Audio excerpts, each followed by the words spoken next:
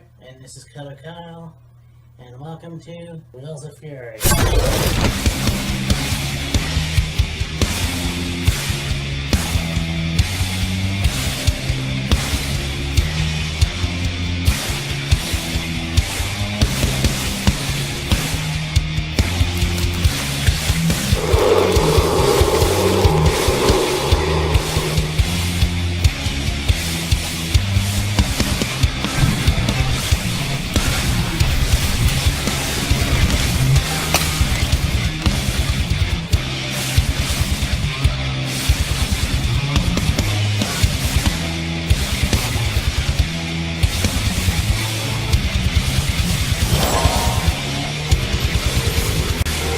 Talk about a guy that was classic in WWE, or WWF, I guess. He managed the British Bulldogs at one point.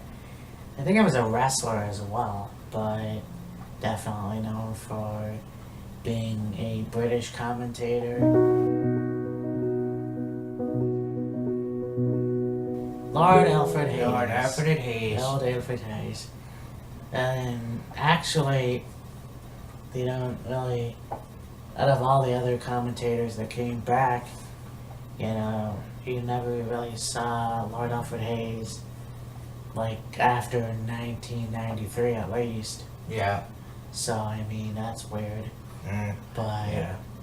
Guy definitely was one of the best commentators because, you know, there was a different voice, a different country, men, you know, and, well, if you don't count Ray Rougeau, but I mean, Right.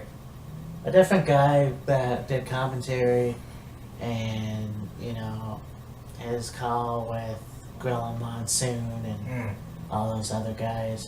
Unfortunately, lost him in 2003, I believe. If I'm wrong, I'll post it on video, but very unfortunate. But I mean, this guy definitely was one of the best and didn't utter a cuss word or anything. No. I mean, it's that kind of Brit, you know. So yeah, definitely very cool. It's not Jim, it's June! Yeah. Yeah, Lord Alfred Hayes, definitely one of those guys that had his own unique way. He had that very proper English style, you could say. Like you said, he never swore. No. And just had a very neutral way of presenting matches as he talked about them, and he would have moments of showing excitement, Yeah. but he was very low key and very neutral, very one tone, if you will. Let's not take anything away from Lord Alfred Hayes. He definitely is one of the best. Well, I recall there was a commentary that he did with Vince McMahon with Bret Hart versus Ric Flair for the WWF title. But there was also other stuff there. Like he did a thing with the Bushwhackers Yes. and the Oktoberfest where he got pissed up, I guess. Or, you know, whatever.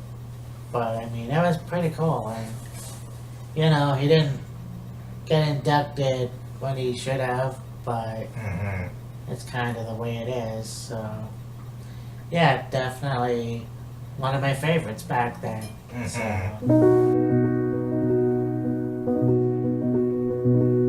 Alright, my next pick will be... Alright, how about this? Earlier on, talked about JR doing commentary for the NWA, and one of the guys that he did commentary with that I remember quite frequently was a guy named Bob Cottle. Okay. Yeah. Definitely And he was one of those ones that, in a lot of ways, was a lot like Lord Alfred Hayes. Very neutral, very monotone, very go with the flow, if you will. But when something happened that required excitement, he would show it. Yeah. And the two of them working together on commentary during the time of the NWA was very, very good. And, okay, discretion is probably the better part of valor. Maybe not necessarily one of the best commentators, but definitely a guy that is certainly remembered, I'm sure, by maybe the older genre of wrestling fans, if you watched the NWA, but I digress. Yeah, I gotta say, I'm not very caught up with commentators and AWA, unfortunately. Yeah. Unfortunately, you know, and I mean, more so the wrestlers than anything, but I'd have to look that up. But yeah, I mean, I won't for the video's sake, but yeah, that's definitely pretty cool. Let's go on now to a guy that was many things, you know. He was the Jackal, he was Cyrus, he was the member of that army group. The Truth Commission? The Truth Commission. Yeah, he was the manager. Yes, he managed Kurgan, you know. Now he's commentary for Impact Wrestling. With Josh Matthews. With Josh Matthews. Stonehenge, Don Callis. Yeah. Yeah. And yeah, you know, this guy definitely was a weirdo. I was watching him back, you know. I remember he used to come out with Kurgan, and he had this weird symbol on his forehead. Unless that's just me. I don't know. I think what it was is my perspective of it. He had one of those peel and stick, like plastic gem things. Oh, okay. And he stuck it right in the middle of his forehead. Right. Kind of, well, almost like the, I'm not exactly sure what is the proper name for it. The little red dot you see in the middle of the forehead on... An Indian? Yes. Okay. People from India. Right. Yes. And I believe that's a tradition that they do for welcoming people to India. Oh, okay. Or like outside, or like visiting or whatever. Well, yeah, alright. So, I mean, I see him in manager. I don't really know a whole lot about Cyrus, the guy in ECW. Mm-hmm. I mean, it was just basically the same guy.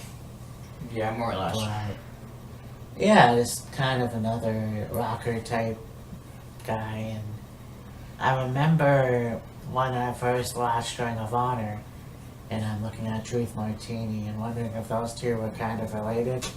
Yeah, really. But I digress.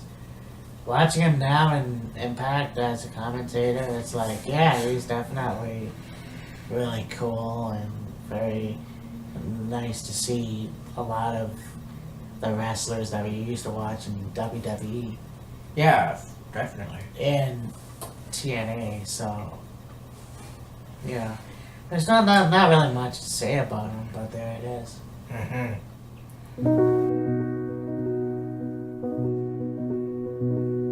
For my next pick, I'm gonna go to a guy that has been with the WWE now for, I'll say, roughly 2 years. And I would say definitely a guy that is one of my personal favorites. I'm sure he probably will be one of Matt's personal favorites too. And he's doing commentary with WWE right now, but he's done so many other commentary things outside of WWE, and I would say a guy that maybe followed in the footsteps, but reminds me a lot of like JR or Lawler or even Joey Styles, but one person that really distinctly comes to mind as a standout, as a comparison of a past commentator to this guy, would be Gorilla Monsoon. And reference it by saying, Mamma Mia! Mauro Ranallo. Oh, yes. Yeah. Still hard to fucking say. Yeah, not...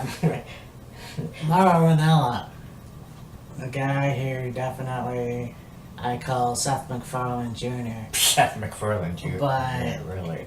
You know, this guy definitely, you watch him in MMA commentary, you watch him in other wrestling promotion stuff. You know, he definitely did commentary for the English-speaking versions of New Japan Wrestling. Yes. He did, you know, many various MMA fights. Mm-hmm. So, I mean, that's cool. He actually did some things for WWE, I think it was, when he was a teenager. Like he did something in Vancouver. I think so, yeah. So, I mean, that was pretty cool to see that. Mm-hmm. You know, the guy definitely has some issues himself. Yes. You know, but I mean, still one of the great New Age commentary guys in WWE, and unfortunately had that thing fall out with JBL. Yes. But there it is. Yeah, definitely a great, energetic commentator, if you will. I feel bad for Nigel McGuinness. Yeah. Like, just in the aspect of, like, what I said, the closest comparison that comes to mind when you think about Mauro Ranallo is Gorilla Monsoon, because Yeah. you listen to Gorilla Monsoon on commentary, and he would go something like, oh, that would hurt the Medulla oblongata, or Yeah. the basically scientific Yeah. name for body parts, arm, leg, head, back, so on and so forth. And Mauro kind of does that as well, but he also has his own very unique way of doing commentary. Like, you know, you have Joey Styles with the one-liner, oh my god. Marvel's got the one-liner, Mamma Mia, and I'm sure several other different ones, or even like JR, you know, Slobberknocker, and beating him like a government mule, and all this other stuff. Mauro is along those lines as well. Yeah, and I think that he's definitely, excitable. I was going to say something else, but I can't remember. You look at Mauro Ranallo's style, and it's very much how I would be if I was a commentator. Yeah, really. Just fucking, like, into it, you know? And Oh, that's yeah. how I want to do it. But yeah, he definitely carries on the, like most commentators would say, suicide dive. Well, he goes in with the suicida. Yes. And he calls it, like every, like, traditional word for that. Yes. And he will say it. And I think that's awesome, you know? Not a lot of commentators would do shit like that. Mm-hmm. But I think that's awesome. Yeah, for sure. So, I mean, yeah, I'm not quite sure how long it's gonna last, but I hope that it lasts for quite a while. You know, him being in the commentary role in WWE. with NXT. With NXT too. So let's go now to a guy that was a wrestler in the late 70s. He was one of the best Polish American wrestlers. He wrestled in the Shea Stadium, I think, with Bruno Sammartino. Larry Abisco. Larry's Polish? Yeah. Oh, I didn't know that. Well, he's of Polish descent. Oh, okay. Yeah. I didn't know that either. I thought he was Italian. But anyways. Kind of for a moment there, my mind went to Ivan Putski. Oh, I know. Yeah. But, yeah, okay, that makes sense now. Yeah. Yeah, Larry definitely was one of those guys that very good wrestler in the 70s with the WWE. He even wrestled for a little bit in WCW as part of, like we mentioned earlier, the Dangerous Alliance.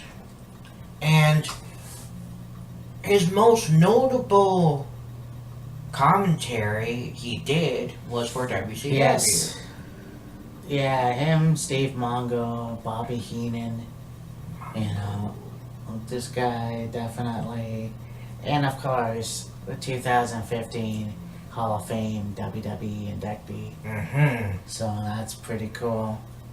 I mean, he didn't do too much in WWE anyways, No. but there it is. I think Larry could have done more. I don't know what else he could have done, but he was still young enough that he could have came back to WWE and wrestled for a championship, but Yeah. he was, yeah. That's pretty much, I mean, that's pretty much all I can say. I can't remember what else where else he wrestled. Yeah, outside of WWE, he might have done, like, independent stuff in the Pittsburgh area. Yes. But other than that, Yeah. don't really know. Not quite sure.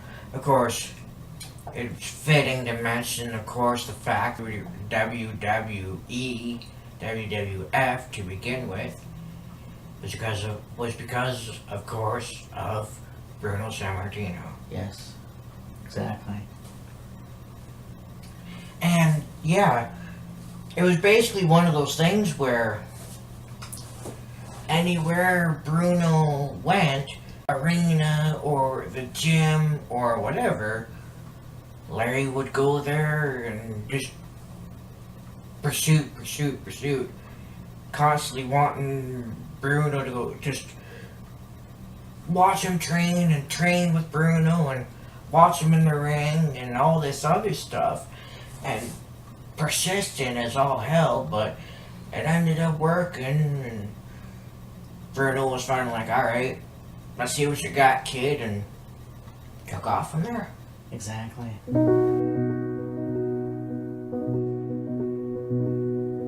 Well, alright, let's see. Go to another guy that was a very good wrestler. Became, you could say, one of the most recognizable British wrestlers in the world. Definitely a probably top UK wrestler. Held many different championships. And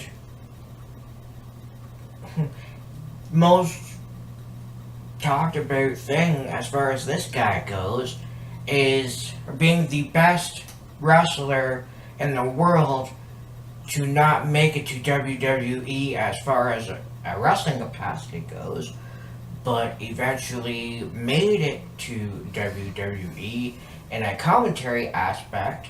Of course, started commentary outside of WWE, and in my opinion, is becoming one of the best commentators, but a guy that I consider one of my favorites just to listen to and really get it in depth as far as like his wrestling knowledge and people he's known throughout the years and all this other stuff. Nigel McGuinness. Oh yeah. Yeah, Nigel McGuinness, definitely one of the guys that unfortunately had his career cut short Yes. due to hepatitis B. You know, and that's a big reason why I think blading is the most dangerous thing anyone can ever do. Yeah. And, you know, just kind of too bad the way things. I mean, good for him.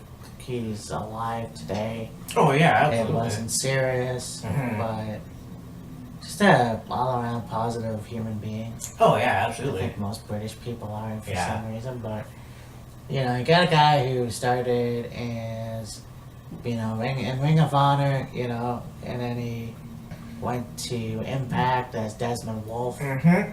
He was a part of that international group, Yes. and yeah, then he guess went back to Ring of Honor, and then they had to stop wrestling, and then became a commentator with Steve Corino. Yes. And then he left, and then he went to NXT like 2 years ago, 2 or 3 years ago now. Mm-hmm. And now he's, Right now, he's currently doing commentary for NXT UK. right, so I mean, guys come a long way, and you know, unfortunately, never held a title in WWE or in Impact. I think he might have had one title. I'm not quite sure. Obviously, Ring of Honor, he's held, I think, the television title at least. Yeah. So, I mean, yeah, Nigel McGuinness definitely, if he's not stopping people to do magic. Oh yeah, one of his things, I guess, to meet new people and instead of just kind of going up to them and being like, hey, my name's Nigel, blah, blah, blah, blah, blah, he'll pull out a deck of cards and start doing a card trick. Yeah. And I think that's his security blanket, if you will, Oh, yeah. just so he can get comfortable with the person and then eventually develop a friendship or whatever. And I'm not, like, it's really interesting that's something that was learned about him besides wrestling. I'm not exactly sure how he got into magic and doing card tricks and stuff like that, but nevertheless, that's his stick. One of his sticks, you could say. And also should mention the fact that he got into wrestling being trained by Les Thatcher. Wow. Yes, that's Definitely right. one of the old school remembered British wrestlers, Yep. alongside the current general manager for NXT UK, Johnny Saint. Yes. You got Billy Robinson.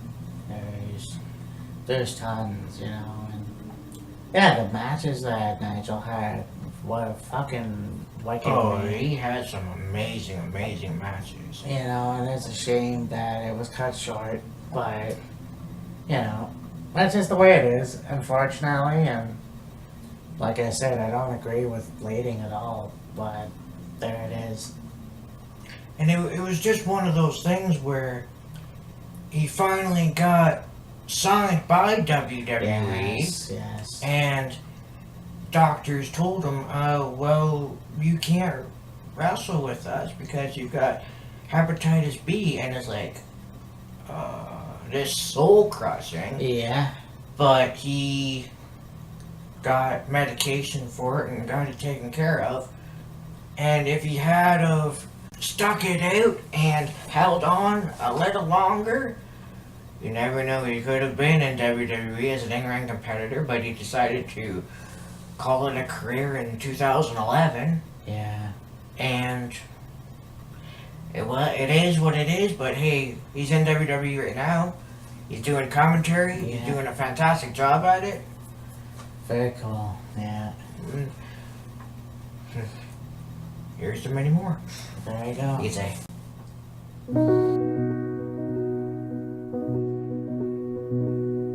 Well, let's talk about now a guy that was a good wrestler in ECW, and you look at him back then and it's like, holy shit, the guy changed drastically through the years. But yeah, he was, I guess, a television champion. I'm not sure if he was a ECW champion, but yeah, he went over to Ring of Honor to be a commentator with Nigel McGuinness. Now he's a director, or I think a manager for behind the scenes of NXT, Mr. Steve Corino.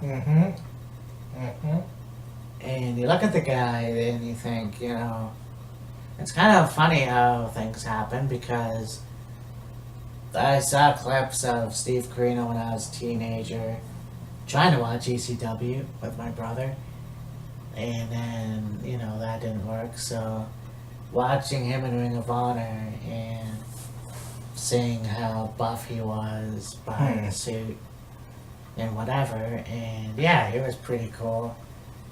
And I think the only catchphrase I remember is, "Oh, he's gonna ring a ding ding." Yes.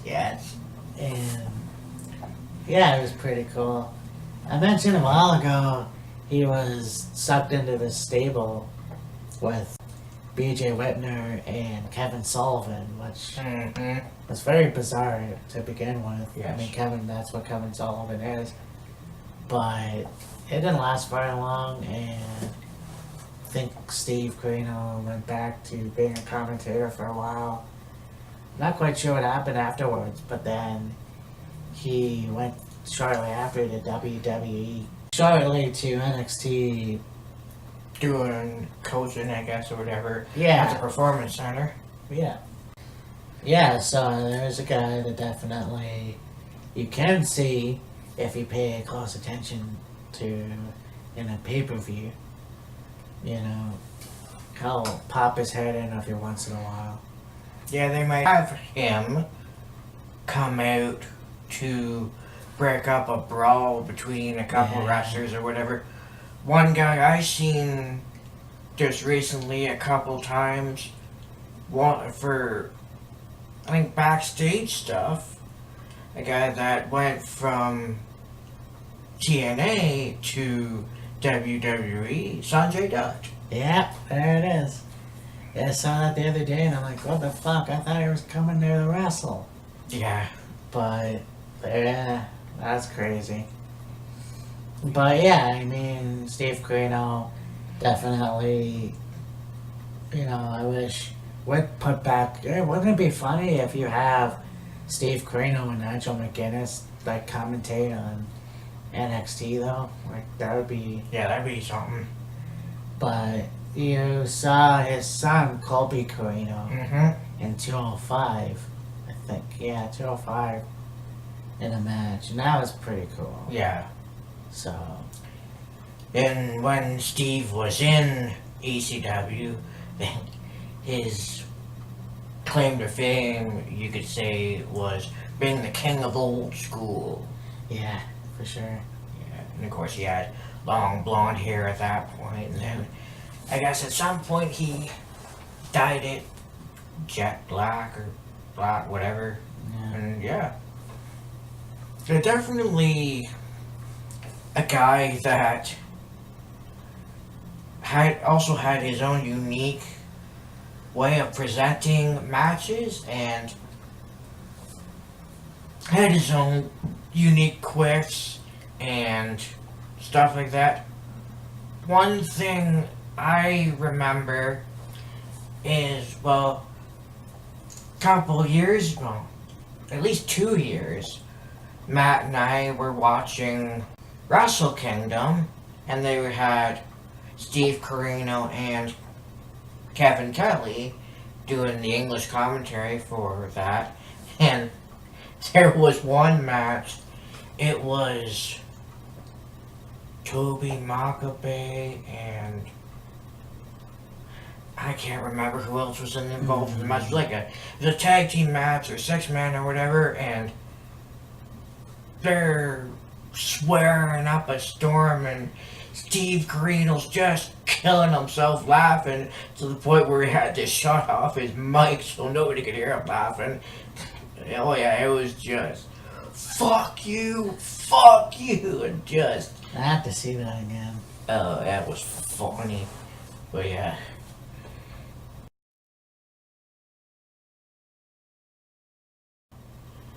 Seeing as how just made mention of him, why not talk about him a little bit more and go a little bit more in depth? Kevin Kelly. Okay. That's right. I never even thought about him. Mm-hmm. But there it is. Kevin Kelly is definitely a guy that, when I was a kid, was one of the famous commentators or guys that were backstage doing interviews for WWE. And he was, well, in 96, I guess, you would see him promote, like, pay-per-views or toys or whatever. Mm-hmm. Mostly just pay-per-views. Yeah. But, you know, then go backstage later on, and then he left after a few years, and then, yeah, Ring of Honor, Mm-hmm. you know. And I remember when I first watched Ring of Honor, and I saw Kevin Kelly, and I'm like, so that's where the motherfucker's been hiding. Yeah, really, eh? So, Yeah, I mean, he does a really, did a really good job of commentary for Ring of Honor for, I'll say, maybe 10-ish years or so, roughly. yeah. Like Matt said, with the WWE, doing backstage interviews and that, and then going to Ring of Honor, and he's one of those guys that has a very unique presentation of commentary, because he's another one of those guys that can get into the matches when there's a lot going on and some excitement, and just can put so much and give so much into the matches that you just can't help but get captivated. Yeah. And it draws you in. Oh, yeah. Now, he's not really one of those guys that has a very standout voice. Like, if you're a fan of Ring of Honor, you could probably go, oh, okay, that's Kevin Kelly. Yeah. But, he's not really that high on the totem pole, if you will, and as far as, hearing a voice and go, oh, that's Jim Ross. Oh, that's Jerry Lawler. Oh, that's Michael Cole. Oh, that's Mauro Ranallo. He has a distinct voice, but not really to the point where it sticks in your brain that easily. Yeah. But definitely a guy that really did a very, very good job at commentary and calling matches, whether it be the Briscoes or Jay Lethal or the Kingdom or whoever else. Yeah, and he, I guess, either left Ring of Honor or is now working backstage for them. I have no flipping clue. All I know is he's not really doing commentary with Ring of Honor right now. But there it is.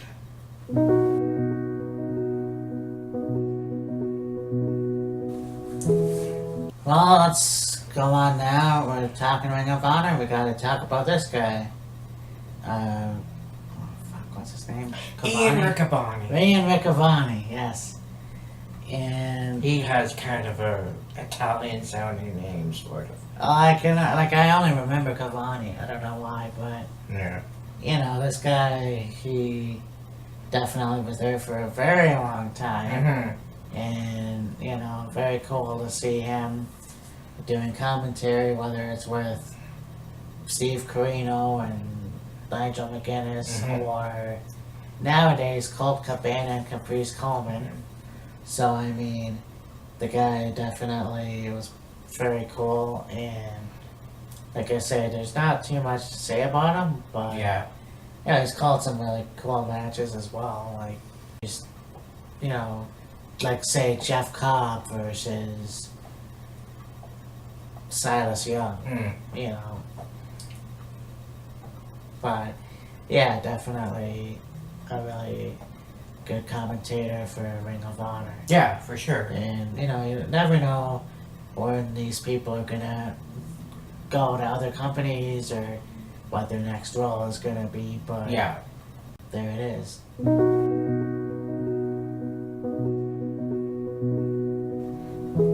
My next choice is a guy that was a very, very good wrestler. One of those guys that had a very hard-hitting, rough, aggressive, in-your-face style. Held several different championships throughout his career. Got into commentating, did commentary for WWE, did commentary for TNA, Impact Wrestling. Definitely, I would say another one that'd be one of my favorites as far as well, not only as a wrestler, but as a commentator. And just little things that he did and said that you just got interested in, like, what he was saying and just watching the match. And I'd say he had probably one of the best catchphrases there's ever been. Beat me if you can. Survive if I let you. Taz. Oh yeah. I honestly hated him as a commentator. I mean, in WWE, it was like, alright, well, that's fine. But he went over to TNA, and it was just, I didn't like it at all, but as a wrestler, oh yeah, Taz was fucking amazing. He was the original Suplex City. Yes. Oh god, yeah. Before Brock or Kurt. Yeah. Or even maybe Benoit. Taz originated Suplex City to the point where pretty much every suplex he used had his name in it. Oh yeah, you have him, he would lock on the fucking suplex, and then Taz mentioned, and you were out. Oh yeah. You know, that was crazy. And then now, you watch his matches, you know, and you have him with Bam Bam Bigelow, you got him with Sabu, you got him with Rob Van Dam, you know. And then he goes over to WWE, and Kurt Angle was his first match there, but, you know, WrestleMania 17, him and APA and Jacqueline, so there it is, you know. Taz definitely, I don't know, I mean, like I said, TNA, he's a hit or miss. I didn't like him at all. Yeah. But the fact is, he was still a hell of a wrestler. Oh, absolutely. So Definitely one of the best wrestlers there has been. And for a guy that's like, 5'5", 5'6", yeah. damn, could he throw you. Oh fuck yeah. I mean, things he did to Bigelow, who's like 6'3", maybe 350 plus pounds, and Taz throwing him around like he's nothing. Damn. Yeah, and I mean, you look at a guy who, you know, the transformation going in early days as Tasmaniac. Yes. With the face paint and the jungle clothes and whatever. And then he like just transforms into the human suplex machine. Mm-hmm. So that's really cool. And then of course TNA, and we got that whole thing with aces and eights and whatever. Yeah. So, but yeah, definitely a guy that, well, you know what? Should honestly be a future Hall of Famer. Oh, I think so. Why Definitely. not? Why not? Definitely. Yeah.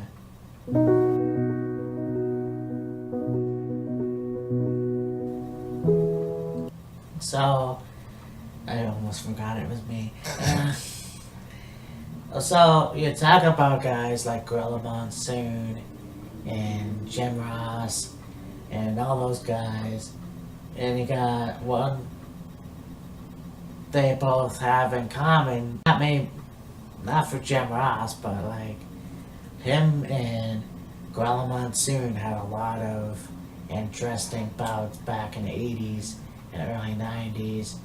And then, of course, him going over to WCW with Eric Bischoff and Steve Mongo.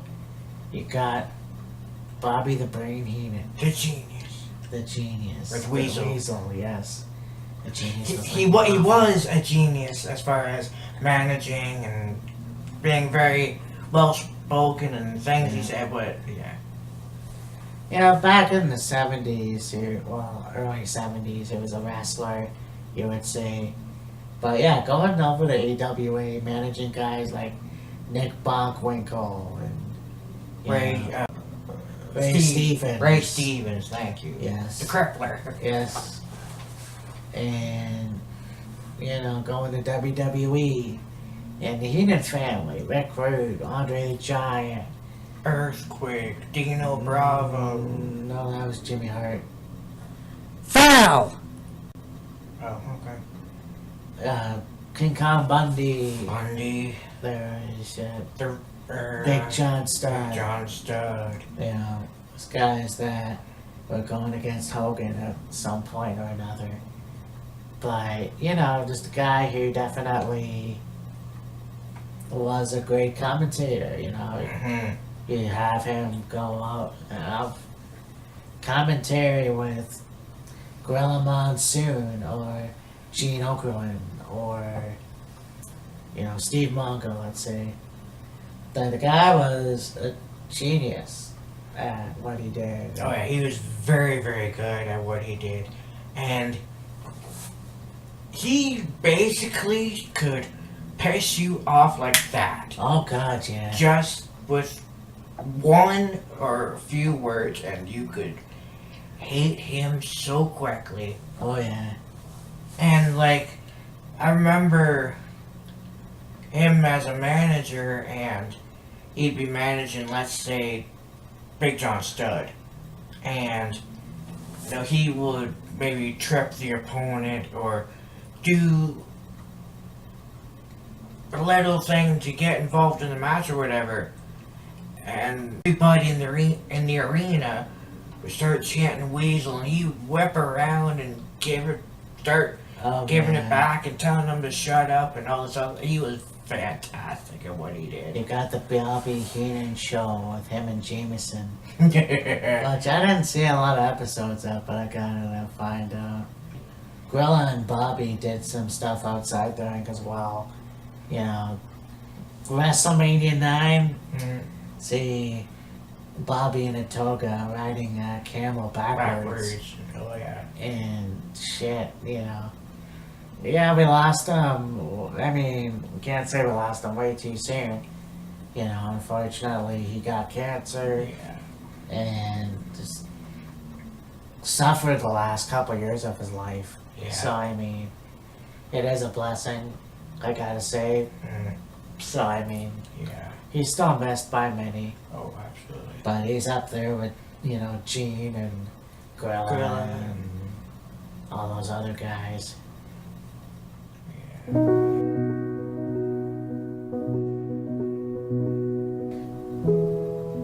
I'm gonna go to a guy that didn't really know a whole lot about him, until I seen him doing commentary for WCW and then later on TNA. And he very well spoken, called matches amazingly. He had moments of enthusiasm and just get people excited watching a match and things that were going on in the match, and his extensive knowledge of wrestling is amazing.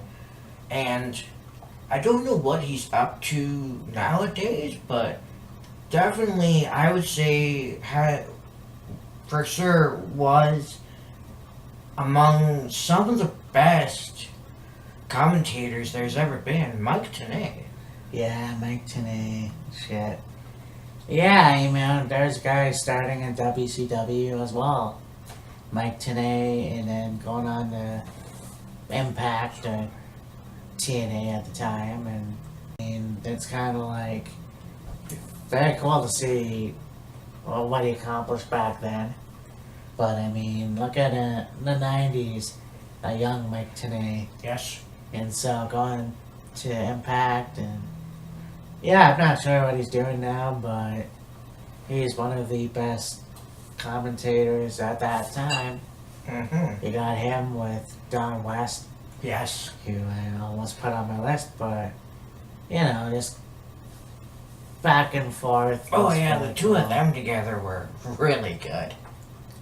But yeah, I mean, who knows what he's doing now, but I can't wait Yeah. to see what happens in the future with him. Yeah, for sure. If sure. wherever he is. Yeah. I think he might be doing stuff with their website, but that was Yeah, that is Don Don West. West, yeah. he might have a podcast or something, I don't know. There's gotta be something. Yeah. I'll have to find out.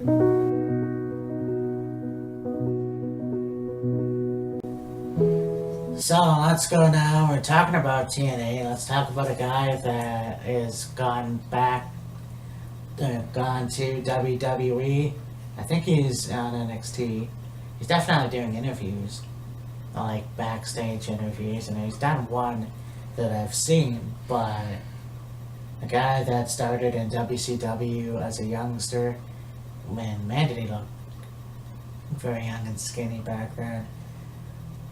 Jeremy Borash. JB. Yeah. And guy who was a ring announcer in TNA, Mm-hmm. and then went back as a commentator, and Also did backstage interviews. yeah, and backstage interviews. Yeah, most notably, we talked about it many years ago, his match with him and, Oh, Matthews?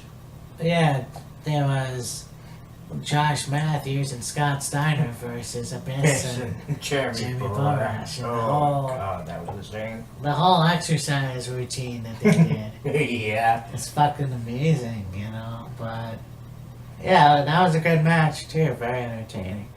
But I mean, Jeremy Borash is in WWE now, and I've always seen him in one interview, and not quite sure what they're gonna use him for or what's going on with him, but Yeah. definitely a guy who was the voice of Impact. Oh, absolutely. I don't remember too much. I don't remember. I only saw him maybe once in WCW in the later part of its demise. Yeah.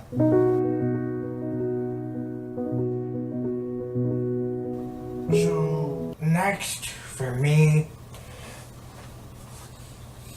like, I had some names on my list, and then Matt and I had a conversation, and he told me who's on his list, and I added some more to my list, and this one was kind of a last minute one, but still one of those guys that had a really good style of presenting wrestling and calling matches, and didn't really ever have like over the top moments or like really anything exciting, but he definitely became a very, very good commentator for WCW and early on in WCW, and I'm not exactly sure where he started to begin with, but my most notable recognition of him was WCW anyways, Tony Schiavone. Yes, Tony Schiavone. Yeah, and I've gotten to watch WCW more through the years with the WWE Network and tapes and stuff like that. And yeah, Tony Schiavone, definitely one of the guys that was big in WCW, was a commentator, and very interesting matches that he would call and stuff like that. Yeah, for sure. He had a very close connection to Ric Flair throughout his career in WCW, and yeah, easily became a recognizable voice as far as WCW went, and definitely had a charismatic commentary. Yeah. But yeah.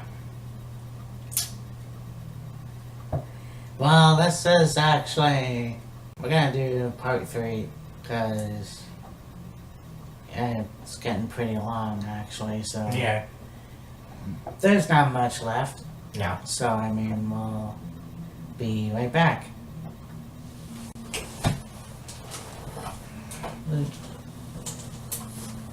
Stepping on things.